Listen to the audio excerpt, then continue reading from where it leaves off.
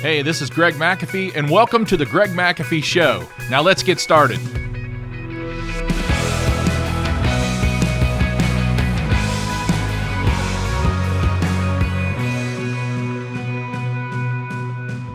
And welcome back to the Greg McAfee Show, where we discuss the steps to successful entrepreneurship, how to take your business to new heights, and ultimately follow your dreams. And today we're going to be talking about how to be more successful as a second generation, how to thrive as a G2. So number one is preparation. You've got to have preparation. If you just look at the entire picture here, there's a lot of companies out there that start G1. I'm a G1. We could possibly have a G2 here. Just a little history. If you haven't watched the podcast where I interview my son Travis, feel free to do so. We talk about how to hire and maintain the millennial generation, and he's 27, so he's part of that. And it was a really good interview with Travis. And but there's preparation. As I've talked to different successful second-generation companies, first-generation companies, getting ready to go into second-generation companies, I've learned a lot, which I'm going to share with you today. But number one is preparation. And where does that preparation start? It starts in the home.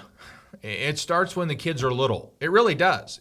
In order to be successful, I've been told by second-generations companies and owners that they started learning how to handle money, how to be responsible, how to balance a checkbook, how to save.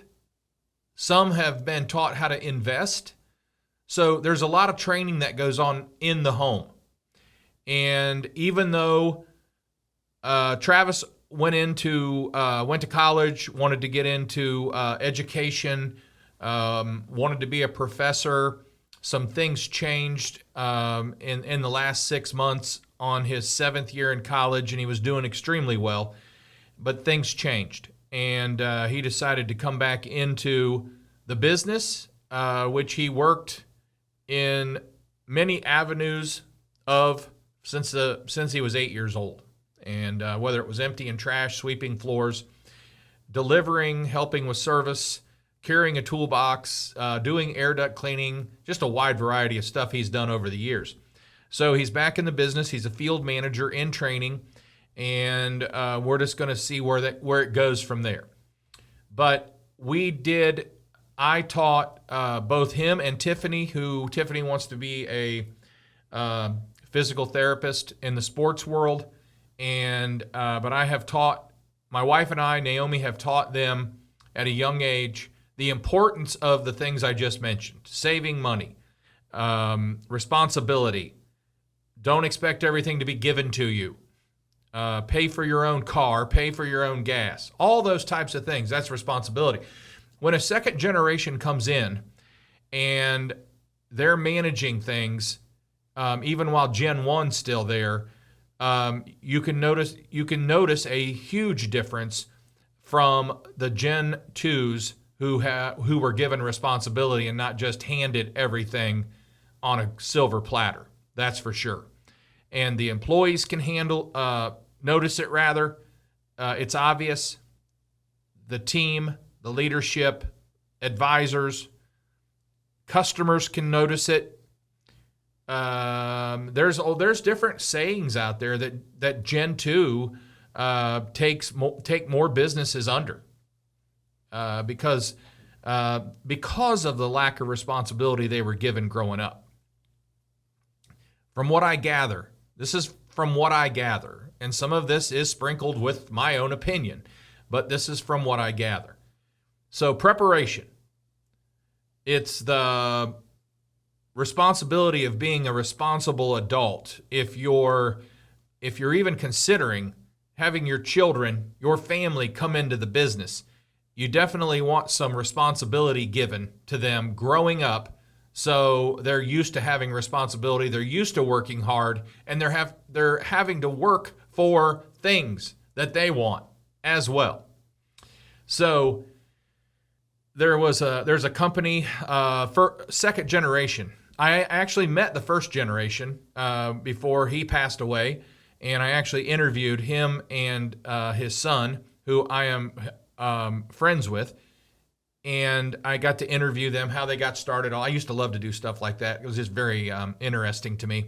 But anyway, I interviewed them, and first generation basically had health problems, and second generation was just working there. He might have been in a service department or something to that nature. He wasn't even in management yet, and Dad could no longer work, so he had to step in at a very young age, either late teens or early 20s, but he had to step in and take over and do his best. Got counsel from Dad, but Dad wasn't allowed to work. Dad was told, if you work, you'll die.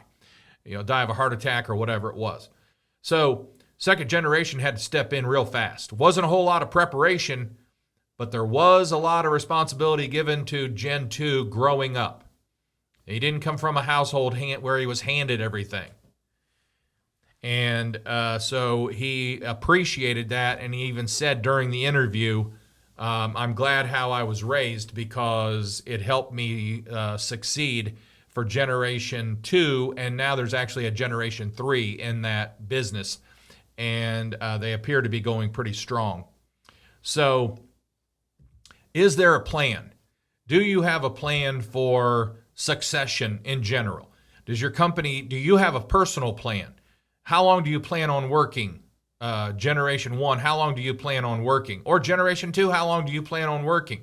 You could be going into Generation 3 right now. I don't have a whole lot of content about Generation 3, although the joke is from clog to clog with Generation 3. In other words, Generation 1 has the clog. Generation 2, Generation 1 has the clog in it, and they build and grow. Generation 2 takes it, and then Generation 3 can destroy it too. So there's a lot of things about each generation that can take a business under. So it's a lot of responsibility to pass that baton if people aren't ready, which we're going to talk a little bit more about today. But have a plan. And if you don't have a plan, why don't you have a plan? And if you do have a plan, has it been looked at lately? And when is the best time to make a plan? Well, the best time to make a plan is similar to planting a tree. When's the best time to plant a tree? 30 years ago. When's the next best time? Today. So if you don't have a plan, start thinking about a plan, making a plan. What's your business going to look like in 5, 10, 15, 20, 25, 30 years? I sit around and think about that often. And if you've watched my podcast about how much time we spend in the past, how much time we spend in the future, and how much time we should be spending in the future, it's very important. Present.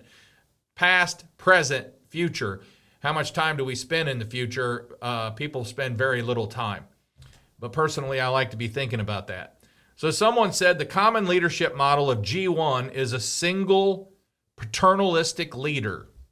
They're used to doing it all. They started this thing from scratch. They're used to doing it all by themselves. Some do it better than others. Some plan better than others. Although many families want to replicate this in the next generation, a more effective model is for G2 leader to become someone who collaborates, educates, inspires, brings the family more involved in this, all those types of things. They actually said G1, they call it galvanize the business.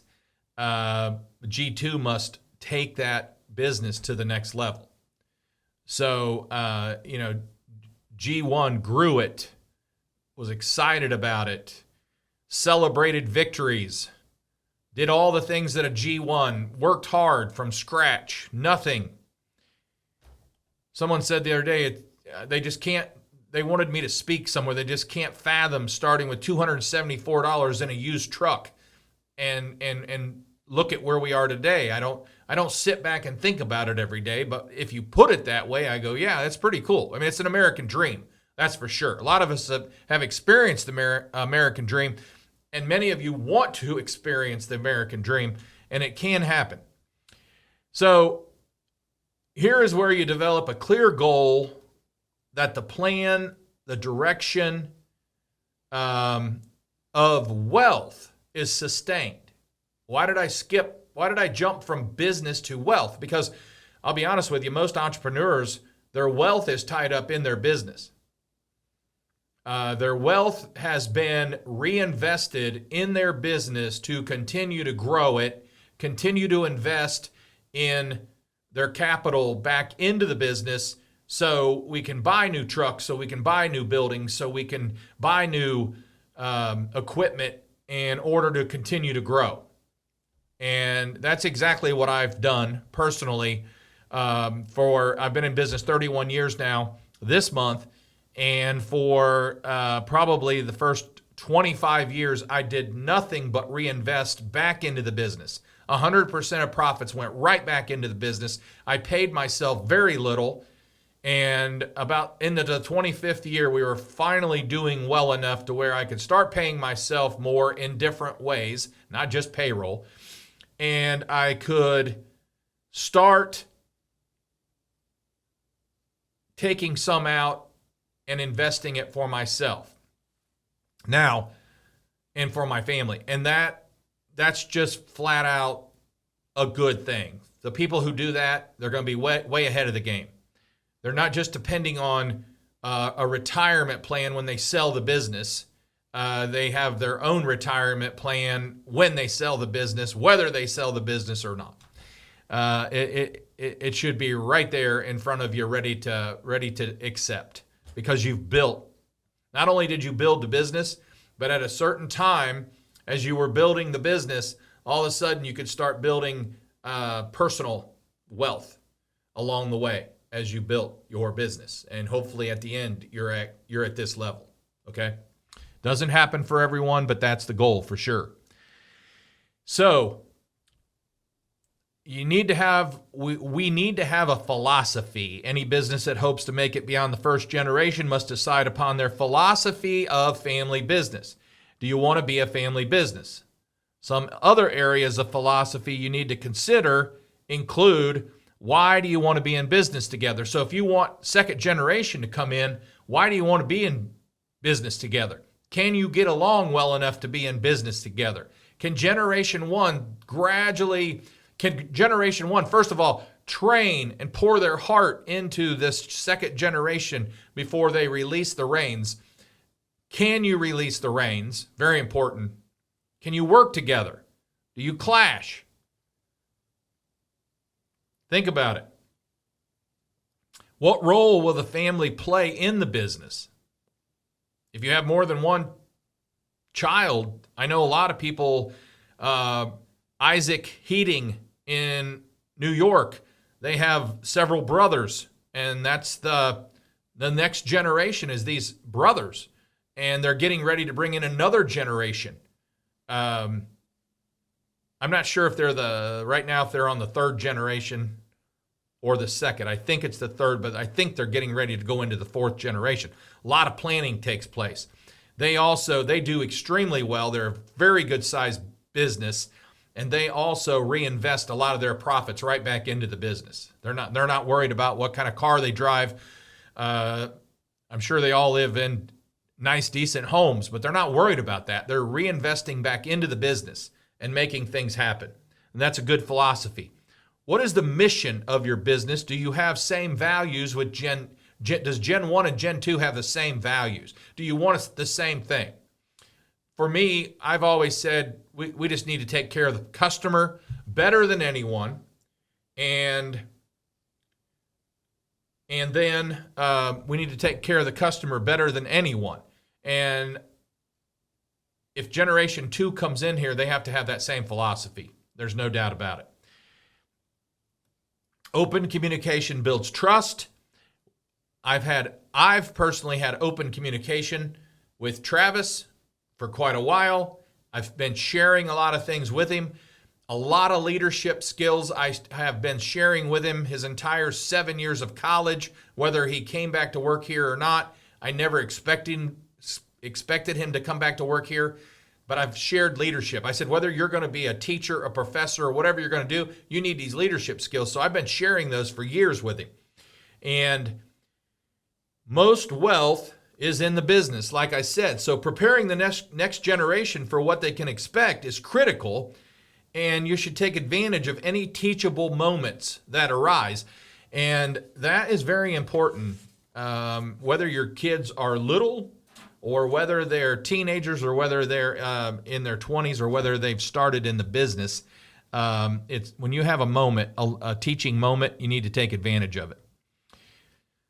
Planning is very important. Once you get beyond the philosophy questions, the next step is planning. Planning in a family business occurs in the arena of family as well as business. So for the basics, what do you want this thing to look like? These are the basic questions. What would you like this thing to look like in, again, 5, 10, 15, 20, 25, 30 years? What do you want it to look like? When is Gen 1 going to step down? When is Gen 2 going to be ready to step up? What do you want it to look like? It's some serious questions, and unfortunately, not everybody thinks about it enough. The ones that do are very successful in the generation switch or baton have been passed. They've been very successful at passing that baton because they've planned, they've thought about it, they've talked about it for years, now they made it happen. They practiced. Also, Gen 1 needs to be thinking about their retirement planning. Like I said, if first generation does not amass enough assets to support retirement, then the business may need to be sold. And that's pretty sad. Because as I coach different companies and I talk to different people, and probably one of the saddest things, I'd probably only been in business 10 or 15 years, and probably one of the saddest things I ever saw was a business owner that poured his heart and life into a business. It was a local business here. They did heating and air and refrigeration. They were a good-sized company at one time. But at the end of his career, he sold the company for a little bit of nothing and auctioned off all material and parts. And within a year's time, this owner, for 30 or 40 years, poured his heart into this company, had to, not chose to, had to go work at a supply house at a counter to survive. That's sad. That's sad to me because I worked hard to get this thing started, but I'm in a different mode now. We're not in a starting mode. We've passed the starting mode. We're still on the climb, but I'm growing my assets outside of McAfee Heating and Air. I tell some employees sometimes, I had this certain thing way before you got here, and we bought several apartment buildings at one time, starting in 1994, and I've sold them all since then. We've bought several things and done very well. Several investments have done very well, and we've accumulated stuff that we enjoy, and there's a fine balance there for us, whatever it takes for you. But we've planned for the retirement. I've been part of my own 401k for several years and other investments and everything else we do. We've planned for that. And then you got to think about people. We cannot forget the most important asset of a family and the business is people. And to become a second generation family business, we need family members capable of running a business. So you got to look for that. And there was a plumbing company. I talked to the original founder. He's probably in his late 80s right now, but he had 5 kids, and the second to the youngest is running the company. And he flat out told me, he said, he floated to the top. He understood business. He understood growth. And he was chosen, kind of like Joseph was chosen. He was chosen. And anyway, he said that he's capable of running the business. And anyway, Going to people, a leadership development protocol must take place starting at a young age, regardless of what your children do. Think about it. They could be your next managers. They could be the next generation. They could be running your company soon. You never know what happens. It could be like the company I talked about where the founder had health problems and second generation had to take over. You also want to think about policies. Policies are guidelines that outline how challenges that may face the business will be addressed. That needs to be reviewed, gone over, talked about, and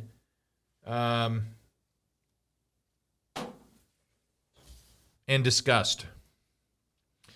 Now, I'm going to tell you a little bit about an article that I just read by Daniel Newman, and he writes the 12 second-generation business killers.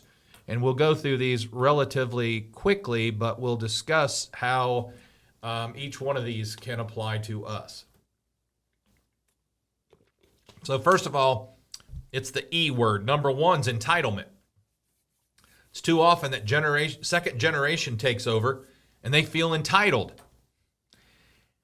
And if they do, the second generation is not going to go well. As a matter of fact, I think about this, and I also know of a company, Top Dog around here. Top Dog years ago. Third generation company. Big. I mean, big to us in Dayton, Ohio. 150 employees is big. 150 employees, that's pretty big.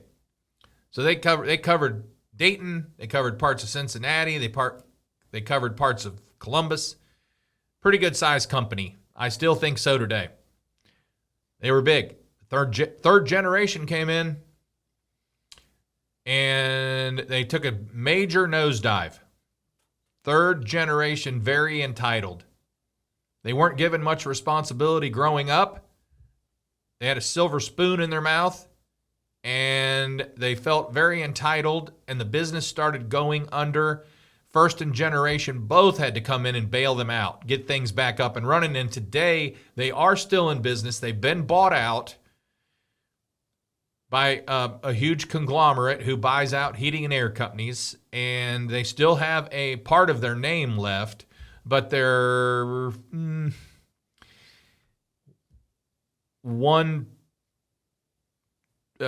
probably 1/6 the size that they used to be. Also, second generation can also be a little bit lazy, because when you're entitled, you often get lazy. Now, this does not apply at all to every second generation. There's some second generations that are extremely motivated and may even be more motivated than first generation.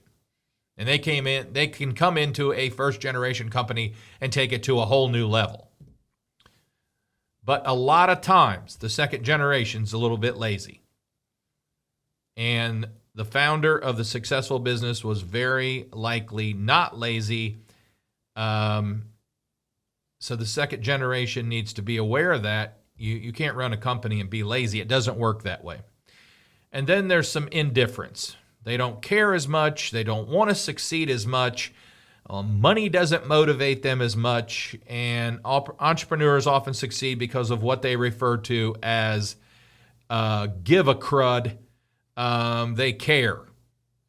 They grind it out, and they care. They also have passion. I mean, I don't know. If you don't have some passion and run a business, I just don't know how it goes for you, because I'm full of it. One way or another, I'm full of passion. I love being passionate. I'm still motivated today to help make a sale. I'm still help train someone. I'm still motivated to make that next deal. It still gets me excited. Everything's an opportunity. And we celebrate. So you got to have passion. If you don't have a fraction of the passion, it will be hard to convince your team, your customers, and everyone else to stick around.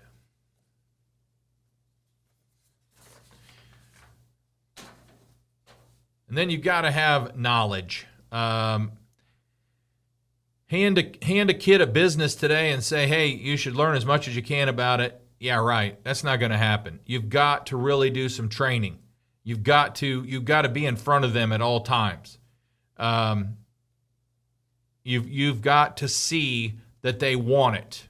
Don't hand over a business to second generation if they don't want it.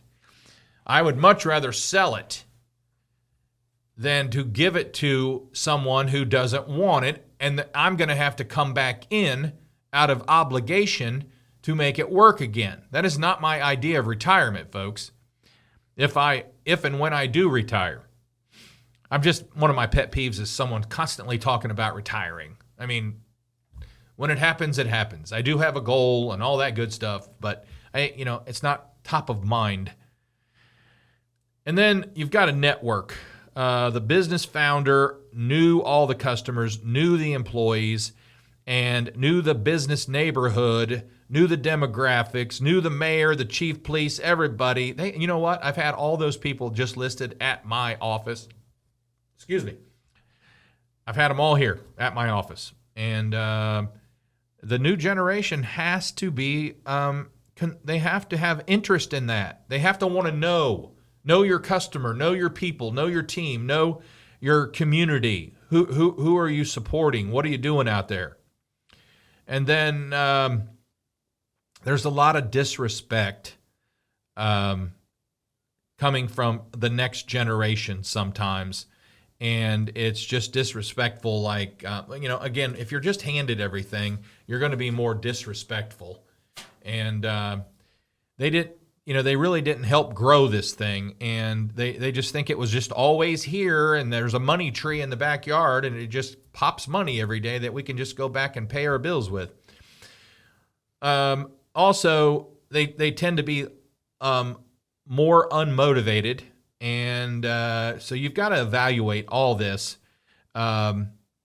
meet with them often, and just find out how motivated they are. You should know this. If it's your generation coming in, you should know how motivated they are. And they should not be selfish. My particular company, if Travis comes in, he better not be selfish, because we're all about giving. We're all about supporting the community. We're all about our own McAfee Foundation for Children and Youth, which helps hundreds of and sometimes thousands of children a year either eat, have heat, have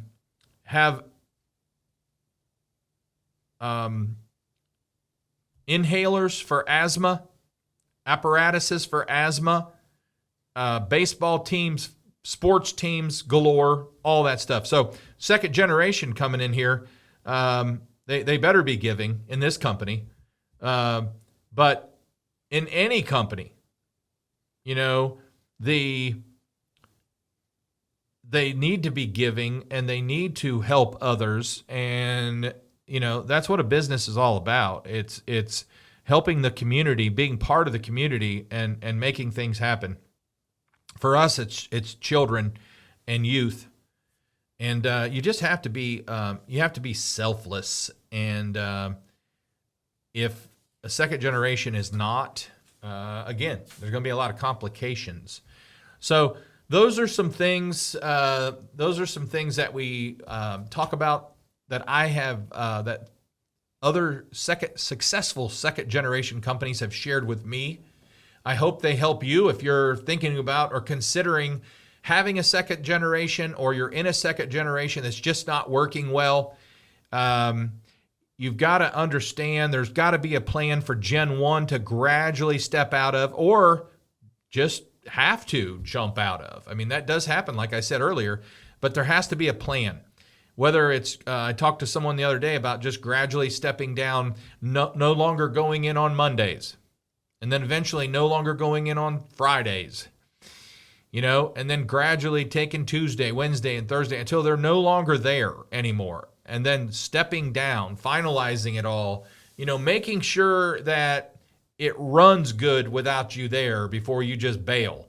That would also be wise. So before we wrap up, if you are watching on YouTube, and don't forget to like and subscribe below. You can also support this podcast by rating and reviewing on iTunes or your preferred listening platform. Keep listening because from what I hear from you guys, this is helping your business grow. It's helping you think differently. And as always, it's helping you sleep better at night. Don't forget to follow us on Instagram and Facebook. It's at The Greg McAfee Show. No spaces, no underscores. At The Greg McAfee Show. And be sure to tune in next week when we talk about just making your business life better. And thanks for listening. And as always, carry on and have a great day.